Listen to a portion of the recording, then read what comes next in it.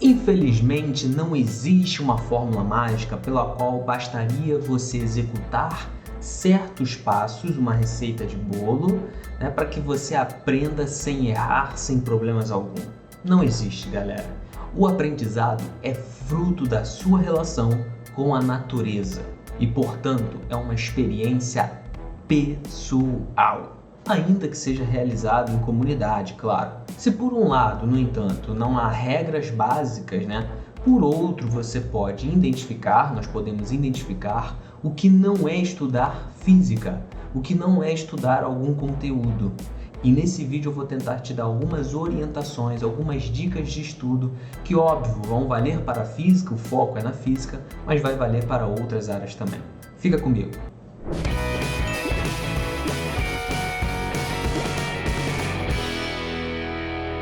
Fala, estudante! Prof. João Menezes na área. Como eu falei, galera, não existe fórmula mágica, receita de bolo, dica de ouro para que você consiga aprender mais, Não existe o melhor método de aprendizagem, não existe a melhor técnica de estudo, o melhor ensino. Só existe o melhor like que você dá aqui nesse vídeo para mim. Gente, dá aquela moral, aquela força pra gente, porque eu tô aqui, o tempo todo pensando em vocês, tentando trazer conteúdo de qualidade para que a gente possa melhorar essa educação no Brasil, que ainda é um pouquinho falha, ainda é conturbada, ainda tem muita coisa para ser consertada. Então não custa nada, só aquele dedinhozinho que já ajuda bastante o nosso trabalho. Valeu? Vamos que vamos então, Em geral, temos várias formas de aprender, Podemos aprender das seguintes maneiras: lendo, ouvindo, observando, discutindo com terceiros, fazendo exercícios, botando a mão na massa e ensinando aos outros. Contudo, galera, via de regra, cada indivíduo vai aprender da sua maneira particular. O interessante é que atualmente, ciência de dados, Learning Analytics, cada vez mais se trabalha para que tenha uma educação personalizada, sabia dessa? Para que cada indivíduo seja atendido de maneira particular no seu aprendizado. Tem pessoas que aprendem melhor assistindo vídeos, assistindo aqui vídeos no YouTube mesmo, ou qualquer outro tipo de plataforma que ofereça VOD, VO Demand, ou são os vídeos gravados. Tem pessoas que têm facilidade maior de aprender ouvindo, através de um podcast, por exemplo. Tem pessoas que têm maior facilidade de aprender lendo, gosta de fazer aquela leitura reflexiva, daqui a pouco a gente vai falar sobre isso. E é nesse sentido que eu tento desconstruir aqui nesse vídeo que não há uma receita de bolo, uma fórmula mágica para que você siga passo a passo e pronto, você vai conseguir estudar de uma maneira 100% ativa, super legal. Não, você é uma pessoa com os seus princípios, seus valores e com a sua inteligência, que deve ser construída, que você deve conhecer você mesmo, para que você tenha um estudo mais ativo, para que você tenha uma compreensão melhor daquilo que te faz bem, daquilo que te faz ganhar conhecimento de uma maneira mais rápida. O meu objetivo neste vídeo não é te dar uma receita de bolo, dica a dica, passo a passo, para que você siga de maneira à risca. Não. O meu objetivo aqui é avaliar algumas estratégias que têm eficácia com muitos estudantes e que, sobretudo, vão te ajudar a potencializar a sua rotina de estudos e a técnica de estudos que você utiliza. Esse vídeo não é para te dar técnicas de estudos, é um vídeo mais geral para que você fique ligado no que significa estudar e como você pode melhorar a sua rotina de estudos. Então vamos a ela? Compreender alguma coisa leva tempo. Galera, falando aqui especificamente da física agora, puxando um pouquinho a sardinha para o meu lado, a gente tem que entender que física, ela é sim um pouco difícil, naquele começo ali, quando a gente inicia os nossos estudos nesse novo ramo, nessa nova área, nessa nova ciência. Sim, mas por que ela tem essa aparência inicial de dificuldade, Porque é praticamente uma nova, vou botar bem entre aspas aqui, galera, uma nova linguagem que está sendo apresentada pra gente. Sim, física não é linguagem, eu sei, vou de novo fazer aqui as aspas. Física é uma ciência, mas por que eu estou querendo forçar muito a barra aqui para dizer que é uma linguagem? Porque tem termos novos que vão aparecer pra gente, que são termos, inclusive, que a gente utiliza muito no nosso dia a dia, no nosso cotidiano. Só que para a física, para a ciência, elas têm umas conotações um pouco diferentes e que isso vai fazer total diferença para que você compreenda e também saiba distinguir, diferenciar conhecimento popular de conhecimento científico. E é nessa hora que muitos estudantes têm uma grande resistência de diferenciar uma coisa da outra, dessas duas categorias que são completamente distintas, muitas das vezes, mas que ora podem conversar entre si. Aqui é que está a resistência de muitos estudantes quando começam a iniciar o estudo da física. E eu quero te dar uma dica, cara, para você guardar no teu coração. Gostaria muito que você desenvolvesse humildade ao longo dos seus estudos. Sério, gente, humildade, porque você vai se deparar, ainda mais na física, com muitos eventos, muitos fenômenos que são contraintuitivos. E isso, é claro que deve te despertar uma angústia inicialmente, e isso é bom. Só que você tem que aproveitar essa angústia para questionar, para imaginar, para ir à frente nos seus estudos, e não para se decepcionar. Porque é óbvio que a gente esperava que fosse alguma coisa pela nossa vivência, pelas nossas conversas, e aí vem um professor, uma professora, fala alguma coisa, um livro, uma apostila, fala alguma coisa que desconstrói completamente o nosso conhecimento prévio. E isso é ruim? Não, isso é ótimo. Isso tem que te motivar a continuar a estudar. Nossa, eu pensava que era assim e não é? Por quê? Peraí, deixa eu tentar entender essa bagaça. E vai, continua estudando. Não é para você desistir, desestimular. Essa que é a ideia. E a humildade entra aqui justamente para que você entenda que você não sabe tudo, cara. Que você é simplesmente uma gotícula de água num imenso oceano. Você não sabe absolutamente nada. Vale lembrar e invocar aqui as palavras e o pensamento de Sócrates, aquele pensamento socrático que só sei que nada sei. Humilde esse pensamento, porque aí sim você está percebendo, calma aí, antes de eu falar que isso está errado, deixa eu ver aqui se eu não estou com alguns pensamentos equivocados. Deixa eu ver bem aqui o que esse livro está querendo dizer então. Deixa eu ver bem o que esse professor está falando aqui comigo. Levante a mão e... Professor, calma aí, eu não estou entendendo. Fala isso de novo aí para ver se eu entendi. Questione, duvide. Faça uma conversa bem salutar com os seus amigos e amigas. Esse é o diálogo socrático que tanto se valoriza. Obrigado, amigo. Você é um amigo. E é claro que você tem que entender que existem diversos tipos de conhecimento. Existe o conhecimento popular, que não está errado. É uma esfera de conhecimento do senso comum, do cotidiano. Existe uma outra esfera de conhecimento científico, que também não está errado. Mas ali existe um grande corpo de estudos científico. Tem o conhecimento filosófico, tem o conhecimento artístico e por aí vai, galera. É importantíssimo que a gente saiba distinguir cada um desses tipos de conhecimento. E pensando em Enem, cara, no Enem tem a habilidade lá, tem uma habilidade específica que trata exatamente disso. O candidato à prova tem que saber diferenciar conhecimento do senso comum do conhecimento científico. Gostou dessa? Respeite o seu tempo de aprendizado. Galera, seja paciente com você mesmo. O que eu quero dizer com isso, né? Cada um tem o seu tempo de aprendizado, cada um tem a sua curva de aprendizado que demora a crescer ou que pode ser mais rápido.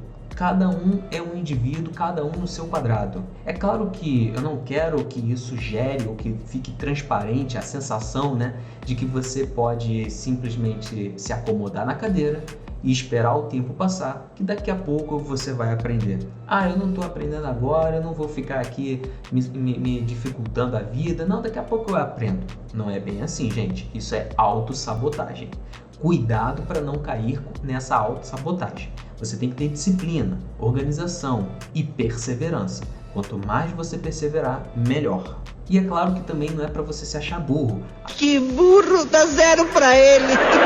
Ah, o meu amigo, a minha amiga, ele consegue entender isso aqui muito mais rápido do que eu. Beleza, cada um é cada um e cada um tem as suas inteligências afloradas. Uma pessoa que tem uma inteligência de dedução, de lógica, de raciocínio lógico mais aguçada, óbvio que ela vai ter tendências a entender melhor ou mais rápido uma matemática, uma física, uma química. Agora, tem pessoas que têm inteligência artística muito mais aflorada do que a outra pessoa, por exemplo. Então ela vai ter mais facilidade em literatura, em história, sociologia, filosofia. Cada uma dessas pessoas tem inteligências construídas e mais desenvolvidas do que as outras, isso é normal. Então ninguém é burro. A gente tem que ir construindo as nossas inteligências. Você tem algumas aptidões mais afloradas e outras menos afloradas. E isso já é o suficiente para você dizer que você não é burro. A terceira dica que eu quero te dar aqui, ela vale muito para física mesmo, tá, gente? Então anota aí agora. Anote todas as fórmulas, equações da física e deixe do seu lado tabelado. Sério, galera. É para você anotar todas as fórmulas, todas as equações que você conhece e deixa ela no teu cantinho aqui. Aí você vai pegar uma lista de exercícios, que daqui a pouco a gente vai falar sobre isso, e vai começar a fazer. Na física, a gente tem questões que são quantitativas, ou semi-quantitativas, que você vai precisar de uma equação, de uma fórmula para poder resolver a questão. Não tem problema nenhum quando você está iniciando os seus estudos em você não lembrar da fórmula e vai lá, consulta e aí depois faz a questão. Ah, João, mas aí eu não tô aprendendo, eu tô colando. Veja bem, vou repetir. Quando você está iniciando os seus estudos, não tem problema nenhum você ter esse método de resolução, né? Porque você vai lá, lê a questão, tenta interpretar, não conseguiu lembrar de uma equação que tinha que lembrar para poder fazer a questão, olha, tá lá tabelado, é só você ir dar uma olhadinha e fazer a questão. Com o tempo, com a sua evolução e a sua maturidade, daqui a pouco você vai pegar essa tabelinha de equações e ó, amassar e jogar fora.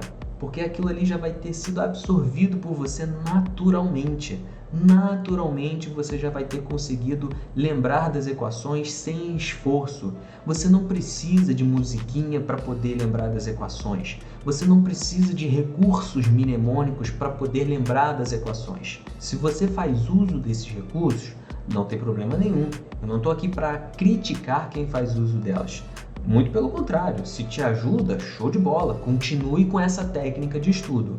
O que eu estou querendo refletir aqui com vocês é que tem uma técnica que é um pouco mais geral para todos vocês, para todo mundo.